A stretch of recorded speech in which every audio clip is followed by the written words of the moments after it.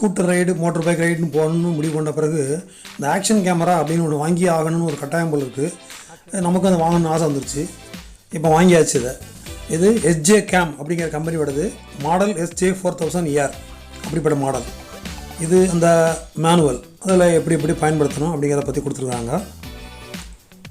அடுத்து ஒரு ஸ்டிக்கர் கொடுத்துருக்குறாங்க. இது அந்த கம்பெனியோட விளம்பரத்துக்காக. அதை நீங்கள் ஹெல்மெட்டில் ஒட்டிக்கலாம் அல்லது பைக்கில் ஒட்டிக்கலாம். அந்த கம்பெனி விளம்பரத்துக்காக கொடுத்துருக்காங்க, அவ்வளோதான்.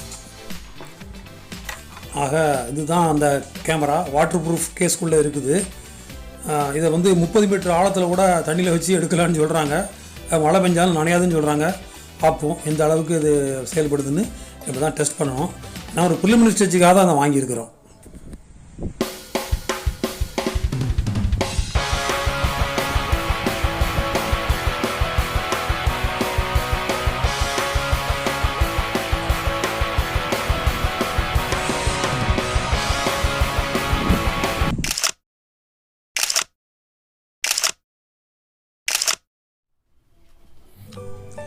இப்போது கேமராவை ஓப்பன் பண்ணுவோம். மேலே ஒரு கிளிப்பு கொடுத்துருக்குறாங்க, ஆரோ மார்க் கொடுத்துருக்காங்க. அந்த கிளிப் அந்த ஆரோ மார்க்கை நோக்கி இழுத்தோம்னா அந்த மேலே உள்ள மூடி கலந்துருது. அது 2 மடிப்பாக இருக்குது. அதனால் வாட்டர் ப்ரூஃப் உண்மை தான் நினைக்கிறேன். பின்பக்கம் ஓப்பன் பண்ணோம்னா கொஞ்சம் சிரமமாக இருக்குது. ஓப்பன் பண்ணியாச்சு.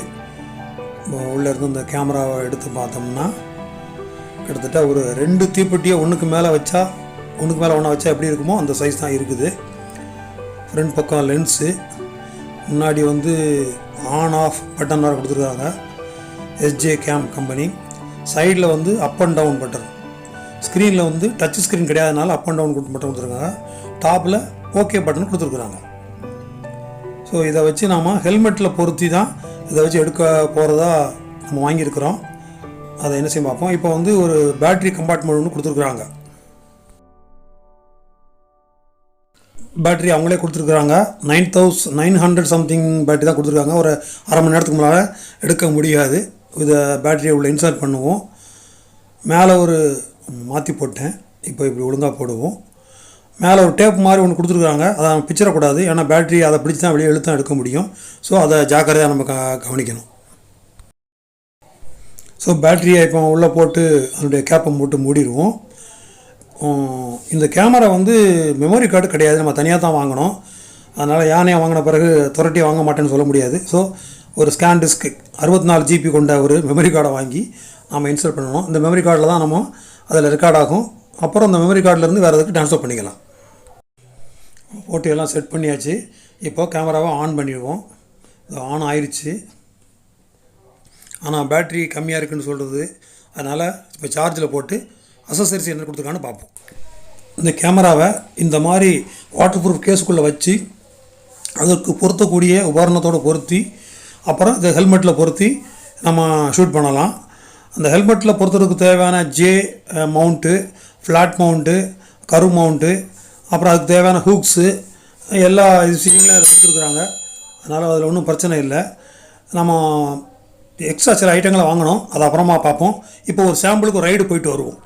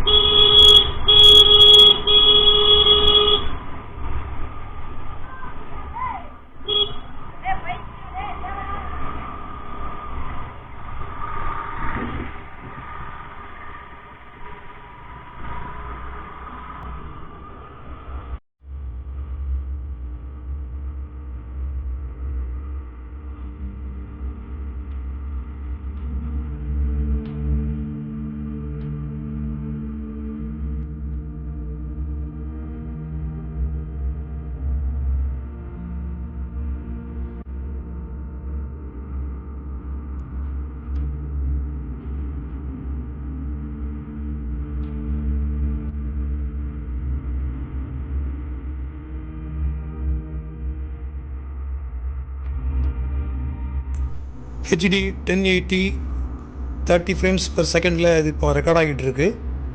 ஏன்னா அதுதான் எப்போவுமே வீடியோ ரெக்கார்டிங் பண்ணுறது வழக்கம்.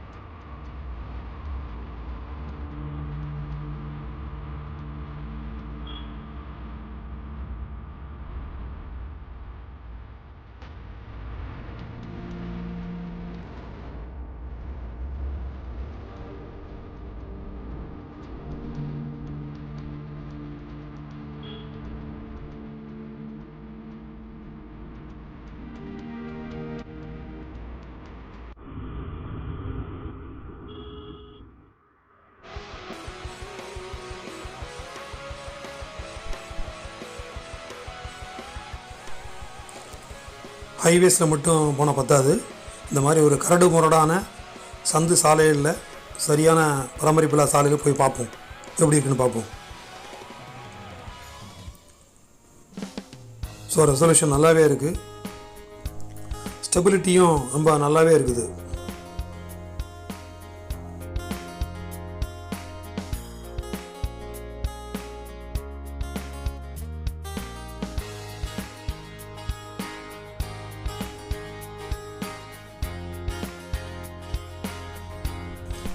இப்போ அதே கேமராவை செஸ்ட்டில் பொருத்திருக்கிறேன். அதுக்கு ஒரு கிளிப்பு என்கிட்ட இருந்துச்சு, அது தனியாக வாங்கியிருந்தேன். அதில் அந்த செஸ்ட்டில் பொருத்திட்டு இந்த ஆங்கிளில் எப்படி இருக்குன்னு பார்த்தேன்.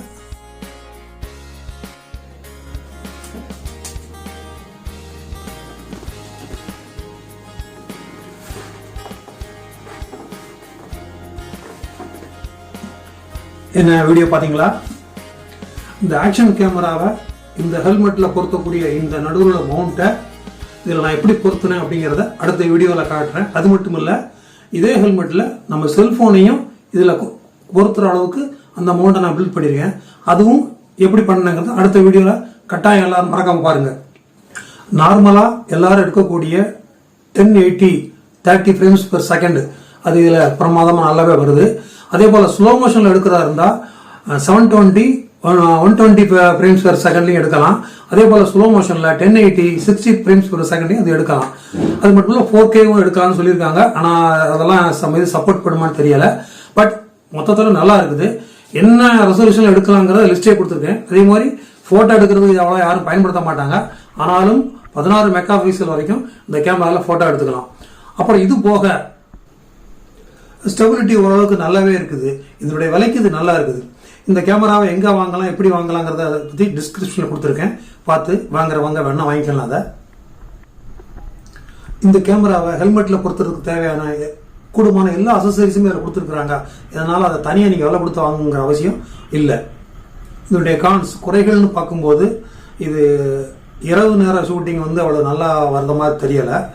அடுத்தது ரிமோட் கொடுக்கல. ஏன்னா ஹெல்மெட்டில் கேமரா இருக்கும்போது கையிலிருந்தே ரிமோட் மூலமாக ஆன் ஆஃப் பண்ணக்கூடிய வசதி இதில் கொடுக்கல. அது ஒரு மைனஸ் பாயிண்ட்டு.